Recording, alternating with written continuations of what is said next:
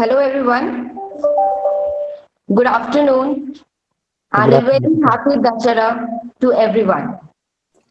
I'm Nikita, Deputy Director of UK India Tech Hub, and I extend my warm welcome to each of the panel members and all the participants who are joining us in today's session.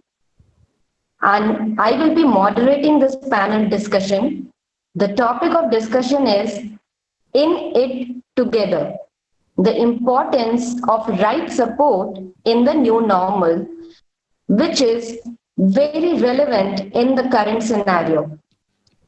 Due to novel coronavirus, the traditional way of doing the business is being challenged, and the nature of business is witnessing a drastic shift towards an increasingly digital and virtual world.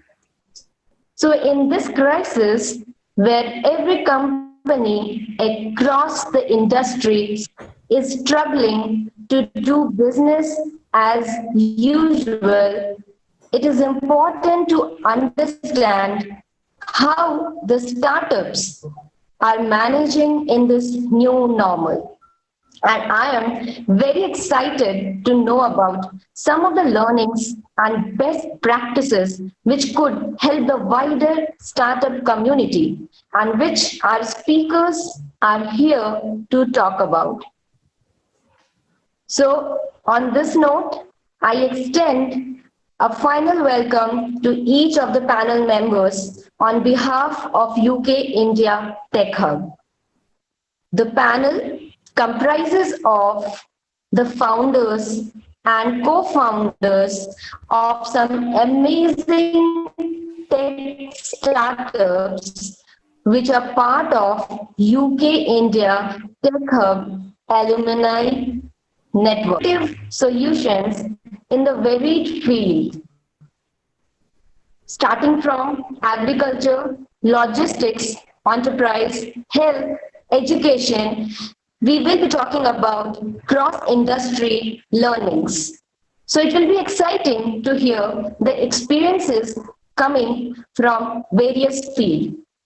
Now, I request the Director, UK India Tech Hub, Anubhav, to please join us in welcoming each one of you and also sharing what UK India Tech Hub is all about. So the UK India Tech Hub is pretty much about focusing and helping entrepreneurs scale up within the Indian landscape. The objective is to turn a lot of these startups into fundamental businesses and try and basically make sure that all our entrepreneurs kind of scale up and open up more capacity within their own businesses going forward. The UK India Tech Hub is a part of our DCMS team in the UK, where we're actually trying to focus on, again, building an international tech hub network. We've got an amazing network spread across various domains. We've got a tech hub in South Africa, Nigeria, Kenya, Israel, as well as Indonesia. And soon we will have another tech hub as well opening up in Brazil. This literally gives a lot of our founders and entrepreneurs a launchpad into some of these markets, because the best thing about these ecosystems is that they're very similar in their nature, So if you have a startup in India, you can always look at exploring Indonesia as a potential market. You can do the same in Brazil as well, and vice versa across some of the other tech hub networks. So the opportunity is literally to come and be a part of some of our programs, and we can kind of help entrepreneurs in scaling in some of these regions, as well as explore UK as a launchpad into the UK business and European market as well. So I'll probably just leave you guys there with that much of introduction about the Tech Hub, but we have a lot more information online, and you can always reach out to the team. We've got teams spread across India, so if you have any queries or questions about the Tech Hub, we'd be more than happy to answer them. And I'll just make sure if Nikita is available, then we can kind of go ahead with a brief introduction, or until she actually gets reset up. This is now the new normal, right? We have to work from home and basically manage all of our internet connections and the situation at home. So Nikita, if you can just unmute your mic and see if we can get a thumbs up from you. Awesome, perfect, cool. Yes. So you can take it from there. Okay, thank you. Thank you so much, Anubhav. for sharing about UK India Tech Hub. And moving quickly to the introduction of the panel members, and I would request Akash to kindly introduce himself, and then we can go one by one to each of the panel members. Akash, over to you. Hello everyone, this is Akash Murthy, co-founder of Uprime. I'm an engineer statistician with some experience in, let's say, linear algebra and probability theory. The narrow question that we're trying to solve is trying to come up with a non-contact health vitals device which measures health vitals, which sits in the corner of the room and measures your health vitals 24/7. So the broader problem that we're trying to tackle as a company is to reduce the cost of healthcare and increase coverage across the masses and introduce the concept of personalized medicine to each and every individual.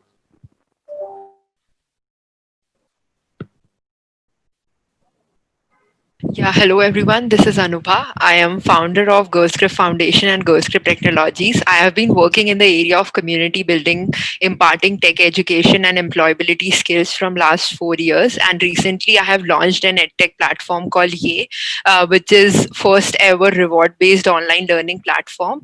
And it was launched under the guidance of UK India Tech Hub. So I am glad to become a part of this panel. And thank you so much for having me today. Yeah, hi, good afternoon, everyone. This is Deepesh Kurupat. I am the founder of Cargo FL. Cargo FL is a AI-driven technology ecosystem for logistics. What exactly it means is if you have a business, let's say in any sector, be it agriculture, manufacturing, any kind of a sector, and if you have to manage your logistics and supply chain, and you need a technology partner for that, that's exactly what we are. So you can continue to focus on your core business and rest assured that your logistics and supply chain is all taken care very well with productivity improvements and cost savings by Cargo FL. Thank you, guys. A very good afternoon. I am Raghav Vadappa, CEO of Telebeacon Solutions. I am involved in design and development of security systems, intelligent building management systems, and wearable solutions. My company, Telebeacon, helps organizations grow smarter with real-time tracking of assets and people. We address the challenges facing the perimeter intrusion detection system using combination of LiDAR, vibration, and seismic sensors and indoor positioning system. We focus on oil and gas, manufacturing, and critical infrastructure. Our products are designed, developed, and proudly made in India. Thank you. Hi everyone, my name is Sabrish Nair. I'm the Director of Operations at Birth Venue. Our journey with Birth Venue sort of started up with trading cryptocurrencies, and then we slowly realized the value that blockchain can offer to enterprises. And then we immediately pivoted to providing blockchain solutions. And over the past 2 years, we've been gaining a lot of customers in the space, and now we've progressed to providing other enterprise solutions, including blockchain, AI, and IoT. Hi all, this is Tridibesh here. I'm an engineer and MBA from IIM Calcutta, now having about 20 years experience in education, technology, and entrepreneurship. So my company, InCube, is a tech for good company, works in agriculture sector, and tries to offer an agri ERP platform, which tries to integrate all the stakeholders in the agri value chain, right from the farmer to the traders and exporters and importers, and tries to use data and analytics to optimize and make the value chain more efficient.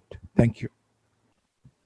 So what we can see, like there are innovative ideas, innovative products that our founders and co-founders will be talking about in another 30 minutes. So let's kickstart this panel discussion. And the first question I would like to ask Anubha. So what is the motivation or the story behind your startup? Yeah.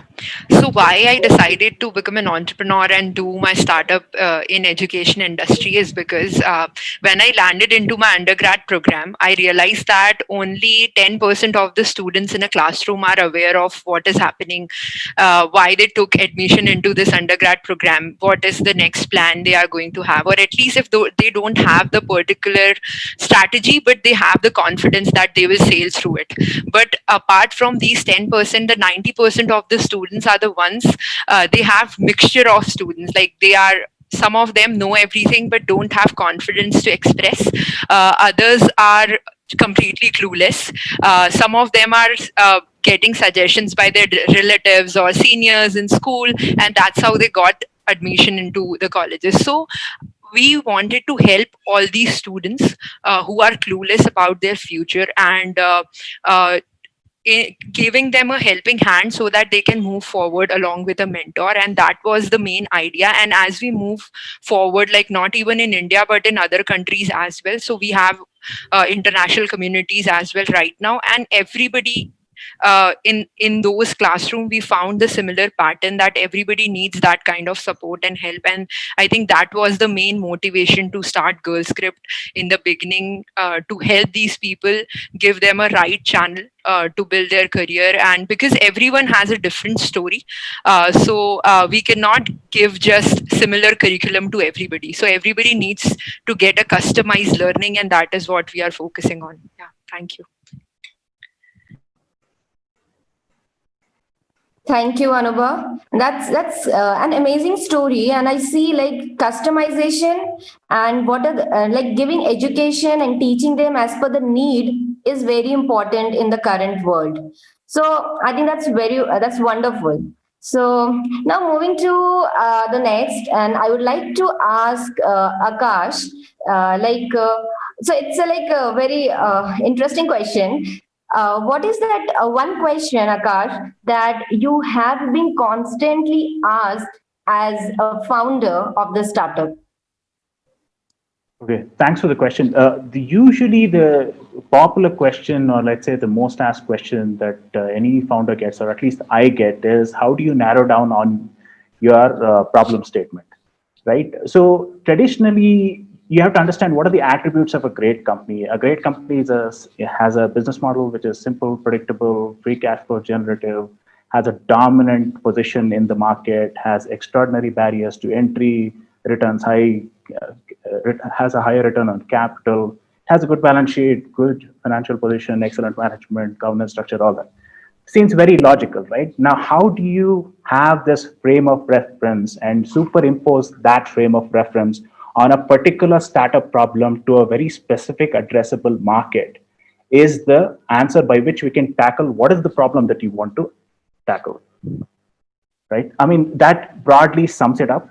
These principles were known almost 50, 60 years ago. Now, given this frame of reference, how do you superimpose that and put it onto a very specific startup problem is the challenge. And it requires a little tinkering, but over a period of time, you can figure it out. So like coming up to the actual requirement of the clients and then how you are tweaking it. Okay. So I think then it's how you actually portray your product and solution. That's very important, and that keeps coming to you as a cross question and questions from everyone. That is true. That is true. Like, how do you position yourself economically speaking in terms of your market position? And once you position yourself, the branding, the entire aspect of how you tell the story of the product and how it occupies a place in the customer's life cycle or the customer's journey is what you have to portray afterwards. Okay. Well, thank you, Akash. And now, may I request Tridibesh? What is that one question that you have been listening constantly as a founder of the startup? Okay, so we are into agriculture space, and means basically wherever you talk to, there is a question about how do you use technology and a digital platform in such an unorganized and fractured marketplace like agriculture. That's one. And the second question is, do you really feel that the farmers can be brought into a digital platform. So of course we appreciate that there are challenges. There will be an organic process of transformation. Nothing will happen overnight. But over the last 5 years, we have seen significant changes happening. And we have also seen examples of data being supportive to the farmer's decision making process. And slowly but steadily, other players in the value chain are also coming into it. And we started as an India specific problem, and when we explored other markets, we see that across developing countries, wherever we go, about 70 to 80% are small and medium scale farmers, and the issues and challenges are very similar. So that's of course a daunting task, but I think the overall ecosystem is improving towards making a technology platform to support agriculture value chain more and more viable. Thank you. Yes, exactly. I mean, this is a very repetitive question. How like each industry can become digital, and agriculture is a huge question mark where it's such an unorganized sector. So, so I think that's definitely a challenge for the startup in the agri domain. Now I would like to ask our panel members, like how COVID, that is this pandemic, new normal, have been impacting their business. So, may I ask my next question to Raghav, and like how his business has been impacted by COVID and how you dealt with it? Thank you, Nikita, for the question. It's a very important question as well. Telebeacon being a hardware startup, we face many challenges, but if you look at the prominent challenges, number one being supply chain disruptions of electronic components, not able to meet in-person meetings. Generally, that is where the decisions happen and made.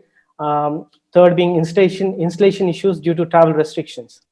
So to address these issues, let's say first the supply chain disruption of electronic components and PCBs. What we did was earlier we used to get the casings and the PCBs manufactured from other countries.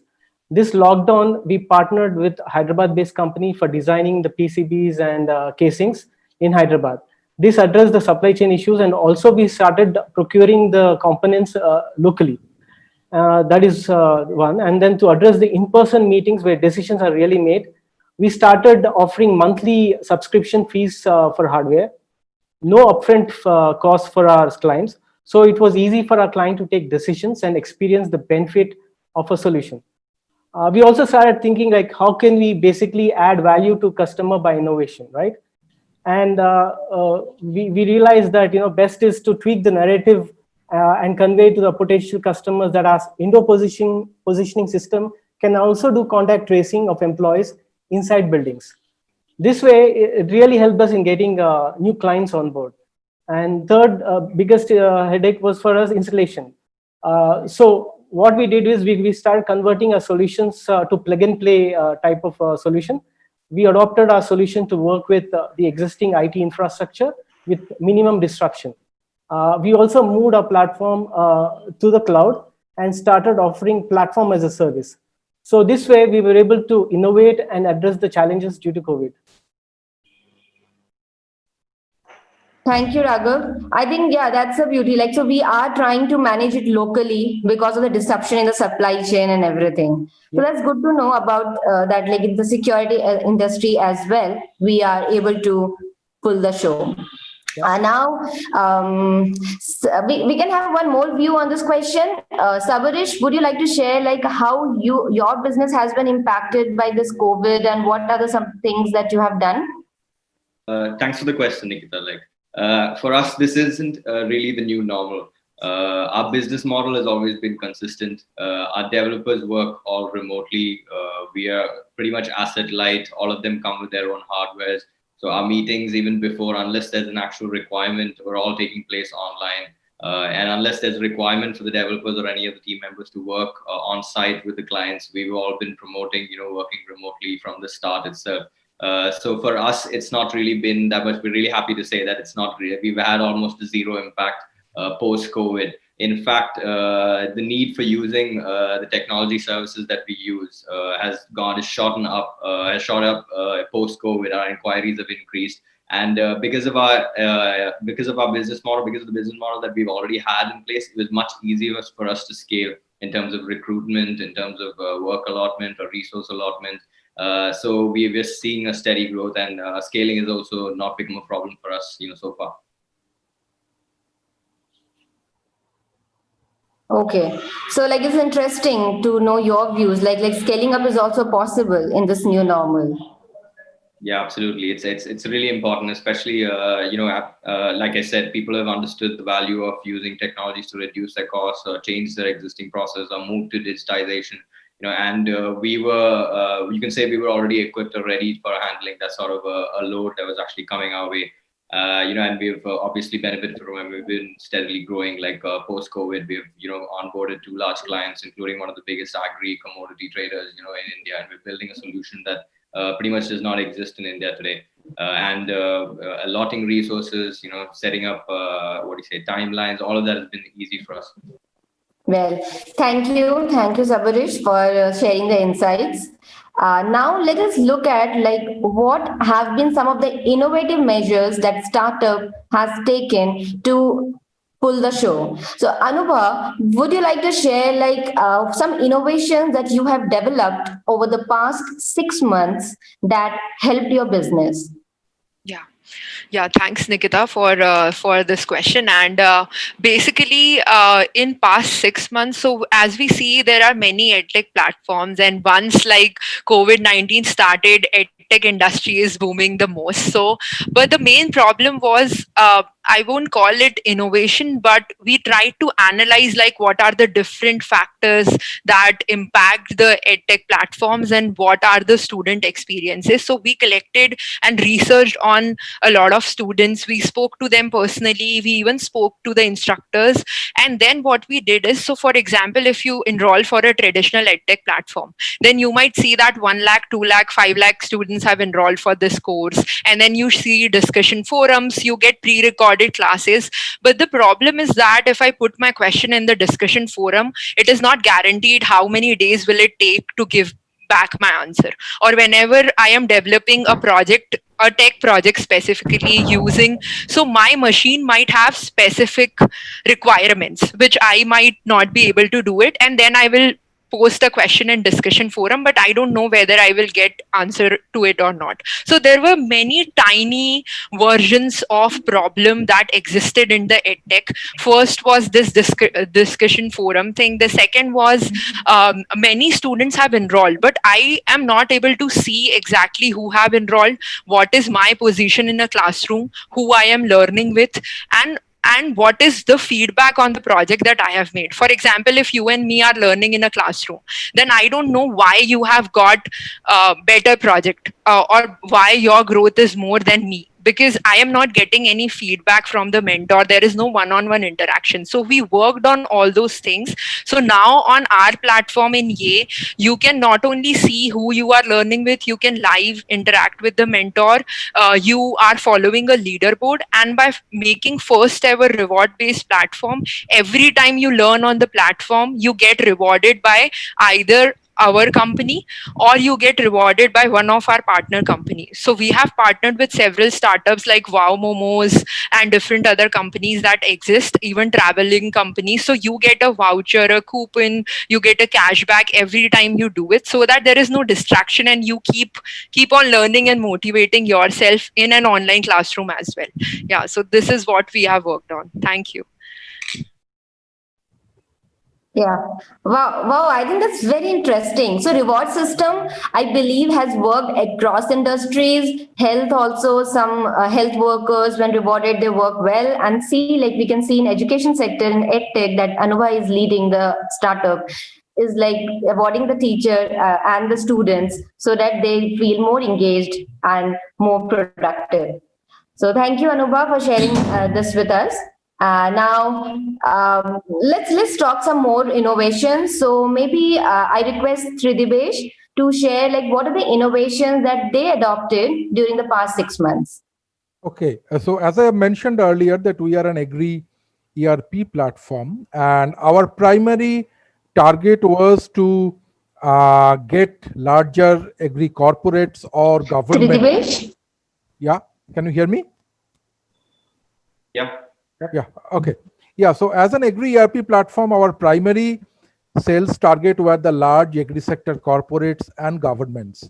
But after COVID, we have gone back to the drawing board, reworked our marketing strategy, and the product remains the same. But we have created a much more lighter platform for any small agri company, agri cooperative, FPOs, and others to adopt it very, very easily.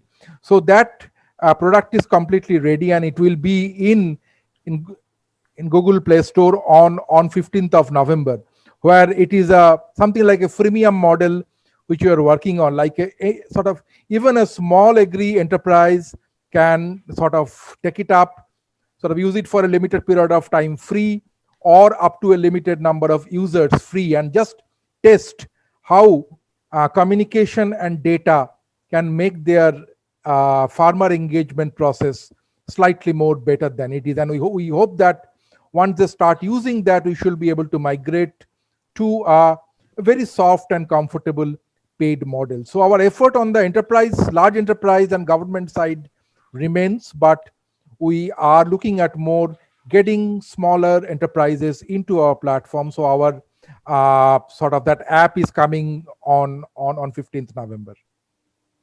Excellent. This is so great, Tridivesh. Hearing about impacting the farmer is really, really important, and I think given the ad hoc weather forecasts we're having as well, and so much volatility in weather, it's so important to have that clarity as well going forward. So all the best with the launch, and excited to see that roll out.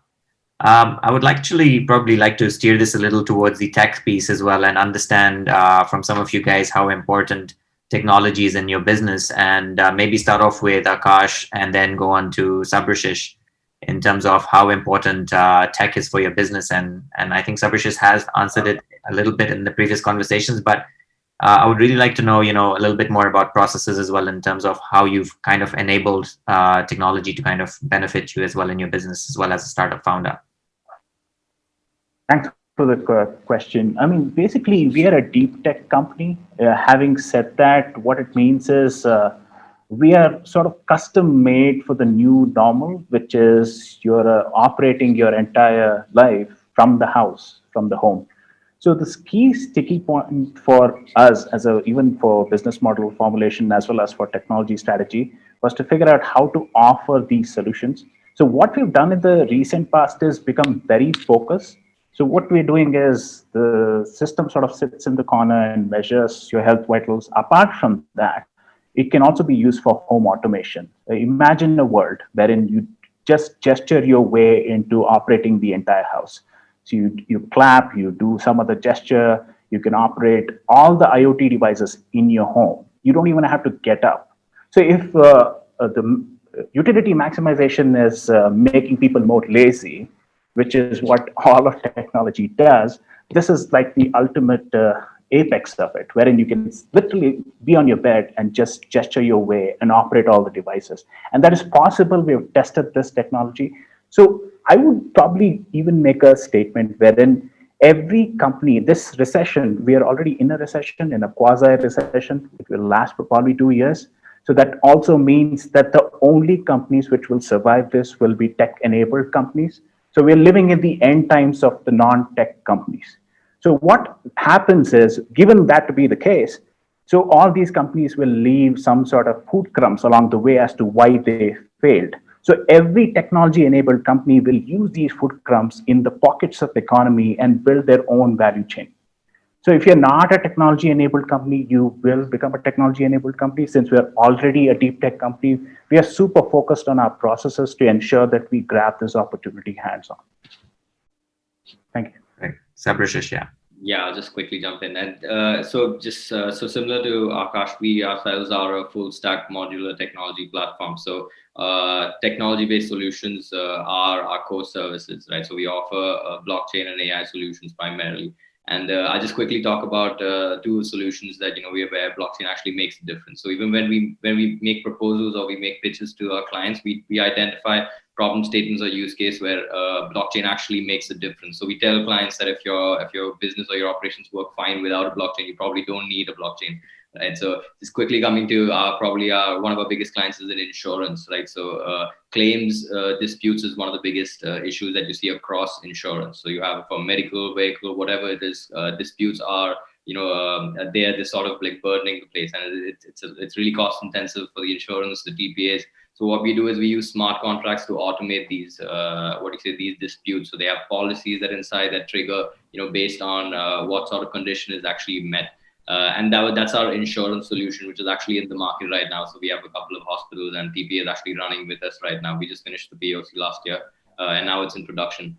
And probably the more exciting one is our agri-trade solution, solution that we've actually made. So if you see, agri financing is very risky for lenders. So they don't want to lend money to guys who have warehouses in random locations that they don't have control over. They have no idea about what the commodity is safe or not. So what we've actually done with for our clients is we've digitized their entire process, which primarily has been working through Excel sheets, through phone calls. So we managed to bring all of them on one platform.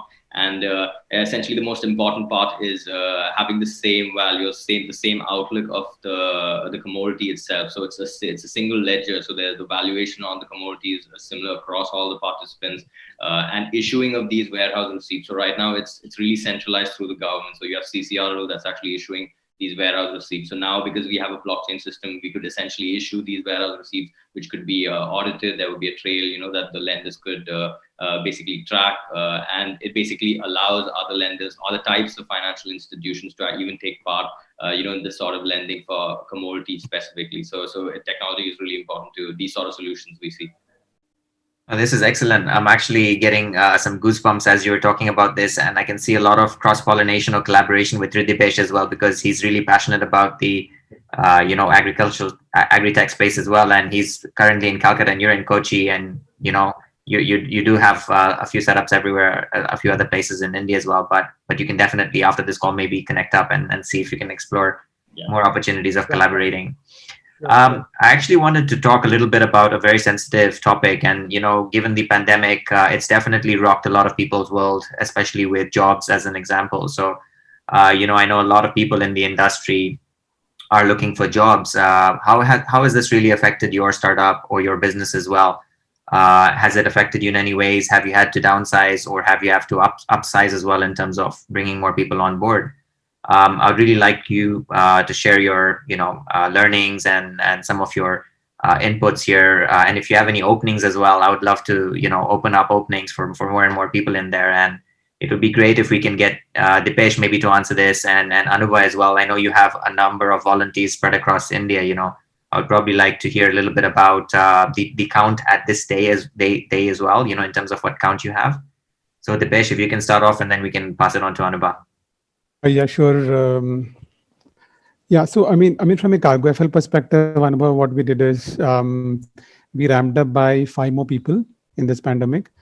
To our surprise, what happened was post-COVID, the number of requirements for logistics technology has just gone up. Customers, they have scaled down on operations. So like whenever we see that customers have scaled down, it's basically on the operation side, on the non-tech side. But from a technical perspective, they want to have all the people online. They want to have systems in place so that they can have better visibility. So they have, scaled up. I'll say it was like a V curve kind of a thing. So the first 2 months it was going down, and then it came up. So because of that, we had to ramp up after 2 months. So we ramped up overall by 5 people. 3 of them are technical, 2 were from business side. Because of all these leads coming in, we had to recruit business people also. And we have a couple of POs which are almost at the verge of closure. So it might happen in the next 2 months. So as it happens, we are planning to recruit more, both on the business side. So if there are people out there who are like from sales background, business developers, please do reach out to us. You can just go to cargofl.com and drop us an email. So that's how we have done, Anubhav. Awesome. Thank you so much for that, Dipesh. Yeah. Hello. So if I talk about hiring, we have hired 60 to 70 mentors for our platform. So basically, these mentors belong from, there are fitness and health mentors as well. There are technical mentors as well. So mainly our platform comprises of 90% tech courses. So we have hired most of these people, the technical trainers. So we have hired student mentors as well as professional mentors. So student mentors basically are the helpers and the professional mentors are the trainers. And then we have hired moderators and managers to manage all the students, to manage all the operations that are going on. So as a community manager, if somebody wants to join in, they can apply. We have also signed a MOU 2 days ago only with Indian Institute of Foreign Trade. So we are recruiting business development executives from there, mainly salespeople and people who can manage all the things over platform. So these are all the hiring that we have done. So if you would like to join our team, we are a team of really young and enthusiastic people. So if you want to join us, just drop an email on community@girlscript.tech, and I'm sure I can find any of the things, like either in my non-profit or in my profit venture, I can find a position for you. So thank you. Excellent. So thank you so much, Anubha. Like hearing you hire or bring on board, 60, 70 mentors and open up those sort of positions, it's great. It's really important to kind of help as many people as we can given these times. And I think my next question leads into the amazing support the government has also provided, in terms of schemes and incentives to support the local startup ecosystem in this crisis. My next question would probably go to Tridivesh, and just to basically understand if you've taken any advantage of any of these government schemes. I'd like to literally know a little bit about that. Of course, I was grateful to the government for the support that they have extended. We had we have a running loan from one of the banks, so we have availed of the moratorium, and also there have been a COVID-linked government guaranteed extension of the loan, which typically gives, say, 20% of the outstanding amount as an additional loan, which is government guaranteed. So which we have also availed. So means everything helps in the cash flow in a startup environment. So we have, I would say, availed those loans, and also in some cases the timelines for GST return and other things have been extended. So that also, I would say, helps a bit. So yes, we have availed it. Excellent. Thank you so much for the authenticity and openness and sharing. Usually what happens is people have this hesitation of sharing specific information, and there's no shame in loans, in taking loans or availing some of these additional credits and benefits.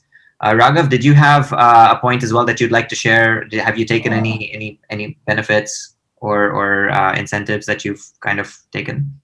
My experience with the Tech Hub has been great. UK India Tech Hub. I think we've learned a lot with the network, the International Tech Hub Network Go Global program. The biggest highlight was for me the way the whole program was structured, especially in this lockdown. We felt like we were all together, physically present in a classroom, and basically we learned lessons like how can startups survive in uncertain times like COVID. How can we add value to customers by innovation?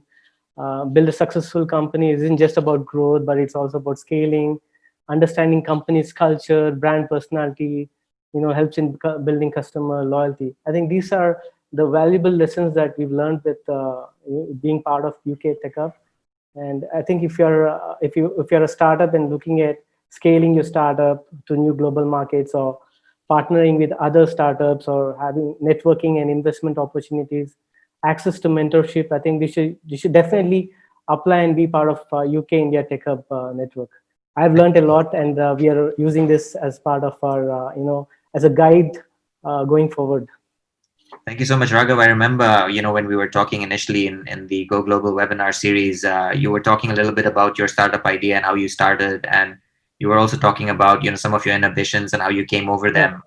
Would you be kind enough to share your story as well? And I would really like to open it up to Dipesh as well after that as well, because I can remember, having a very long telephonic conversation as well. So I think it'll be beneficial to a lot of the participants here.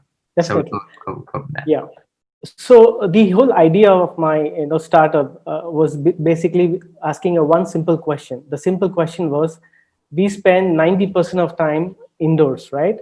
And still we don't have technology that can track us inside buildings in real time, right?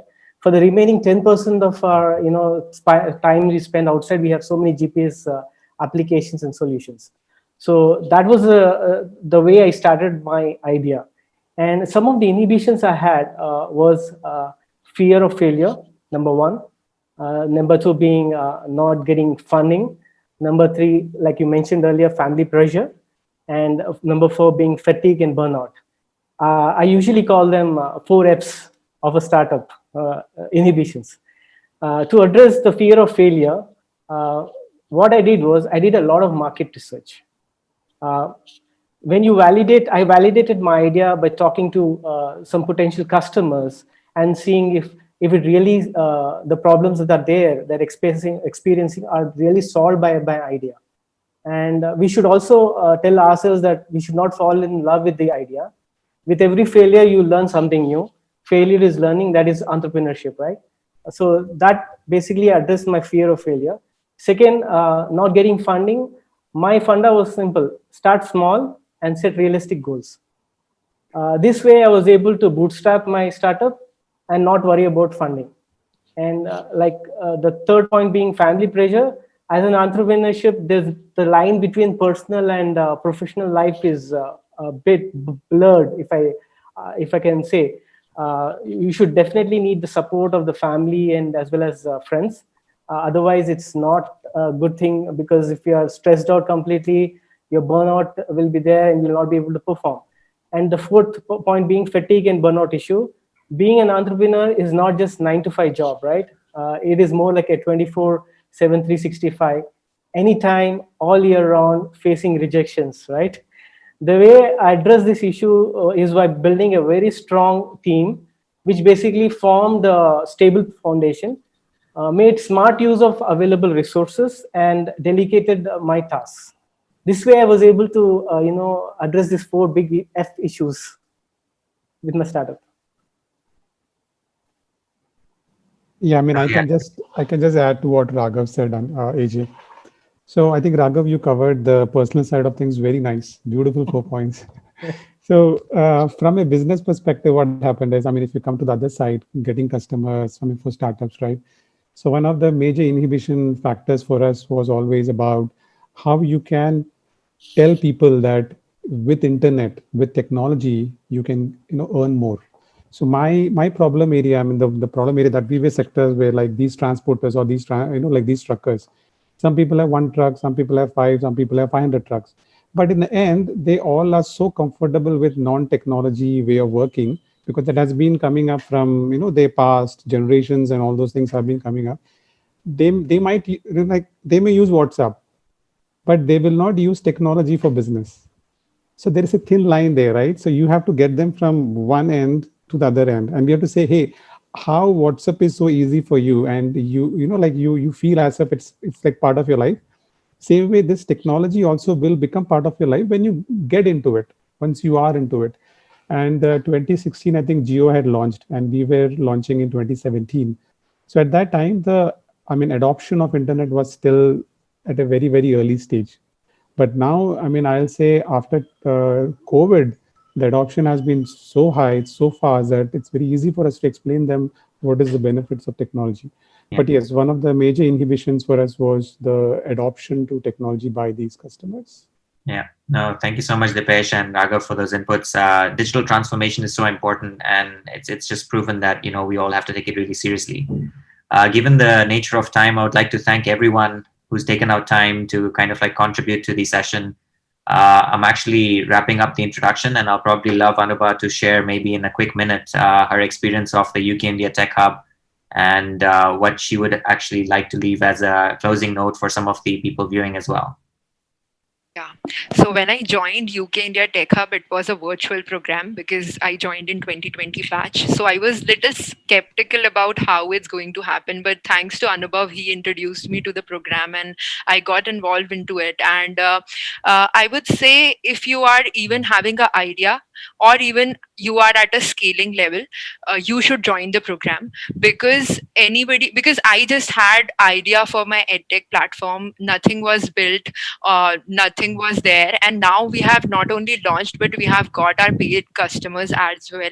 So within these months we have learned so much and gained so much. You learn about how to position your brand, how to market, what to talk about, even how to reply on social media when your customers interact with you. So every small input has been given, and I'm so thankful. And today we are being a part of this panel even because of UK India Tech Hub. So you can see the advantages. So do join the program, and I would love to be a part of the team, like again and again, and learn from it. Yeah, thank you. Thank you, everyone. Calling that a wrap then in that case. If there's anything, please feel free to reach out. We've got amazing team members and alumni as well. In case you want to talk to any of the founders on the panel as well, please feel free to reach out. We'd love to connect more people and make this journey of each and every one more and more effective. Thank you so much. Take care, everyone.